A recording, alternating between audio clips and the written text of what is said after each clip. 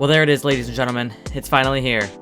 The AMD Radeon 6000 series using the Rdna 2 architecture. The presentation just ended a few hours ago, and I wouldn't say that Nvidia is in trouble necessarily, but there is great competition here, and competition is always good for the consumer.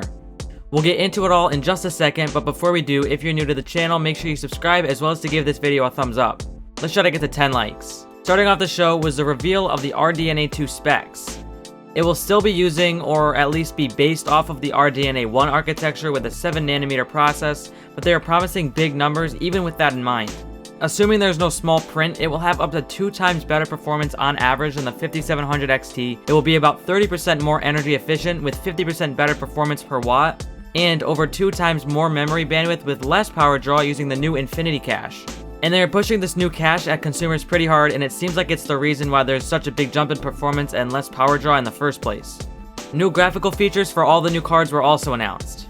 So obviously, as confirmed a few months ago, you will have ray tracing on all the models, but the upgraded version of the DirectX 12 API, DirectX 12 Ultimate, is also supported.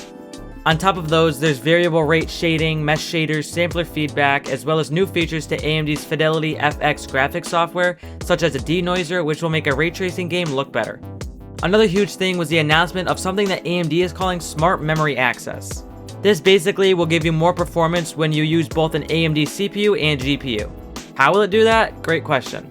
When you use a new 5000 series CPU and a 6000 series graphics card, meaning you can't use previous generations or it won't work, the CPU will have direct access to all 16GB of the GPU's memory. A big part of the performance game seems to be coming from this, as well as I don't think this has been done before, and like I said, it's only with the new products, so no older AMD chips or Intel ones. They will both need each other for this feature. But this shouldn't be a huge problem, as I don't think that too many people will be using an Intel chip with a new AMD card. But what about the actual cards themselves? Well, there were 3 announced today: the 6800, 6800 XT, and the 6900 XT. And as you might have already guessed, the 6900 XT is the 3090's equivalent, the 6800 XT is the 3080's equivalent, and the 6800 is the 2080 Ti/3070 equivalent. At the bottom of the list is the 6800. It has a game clock of 1815 MHz, a boost of 2105 MHz, 128 MB of the new Infinity cache, and 16 GB of GDDR6 memory, which is consistent through all the models. And as for the 6800 XT, it has a 2015 MHz game clock boosting to 2250 MHz, 128 MB of Infinity cache, 300 watts of power draw, and 16 GB of memory.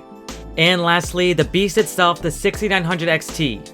It actually has the same basic specs as the 6800 XT, but with 80 compute units compared to the 72 on the 6800 XT compared to the 60 on the 6800. That was a lot to go over, but what about the benchmarks? Well, today we only got some game benchmarks, so no 3D rendering applications or anything like that. But these benchmarks still do show us pretty much everything you need to know about them when they go up against the new Nvidia 3000 series cards. The 6800 non-XT manages to beat the 2080 Ti, which, like I said, is very close to the 3070 in performance, so results should look similar, in all 10 games benchmarked at 4K ultra settings. As for the 1440p gamers like me, yup, you guessed it. It also beats the 2080 Ti in all 10 games at ultra quality in that resolution too. And this will definitely start to compete with the 3070 as the card of choice for 1440p. The 6800 XT, on the other hand, trades blows with a 3080 with the game benchmarks at 4K ultra settings, and it beats it in some scenarios as well. At 1440p ultra, it beats it in 8 out of 10 games, and all of this comes with the power draw that is less than the 3080. And then for the 6900 XT. Nice. These are the most competitive benchmarks of the bunch, with the card taking some wins as well as some losses at 4K. But again, this comes with the fact that it also has less power draw. And that it is much cheaper. Yeah, that's right, $500 cheaper than the 3090 at just $999 for equally or just a smidge less FPS, which is insane. The price to performance of these cards is crazy good. I think it's funny how I say for a price of just $999, like I can actually afford that. And then the 6800 XT, which is $649, which is $50 less than the 3080, and the 6800, which is going for $579. And the release dates are less than a month away for the 6800 and the 6800 XT on November 18th, and just a little while longer for the 6900 XT on December 8th. So then maybe Nvidia should be a little nervous. Now that AMD's offering ray tracing as well as a multitude of other features, that was probably the biggest selling point of the Nvidia 20 series last year, but now the competition finally has it. The prices are lower too for the 6800 XT and much lower for the 6900 XT.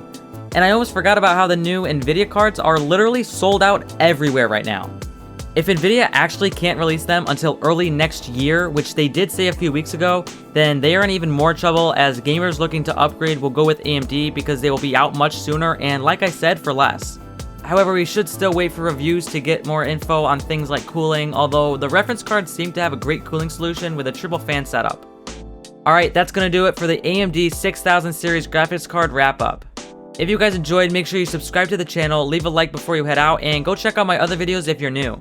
Anyway, I hope you enjoyed, and I'll see you guys in the next video.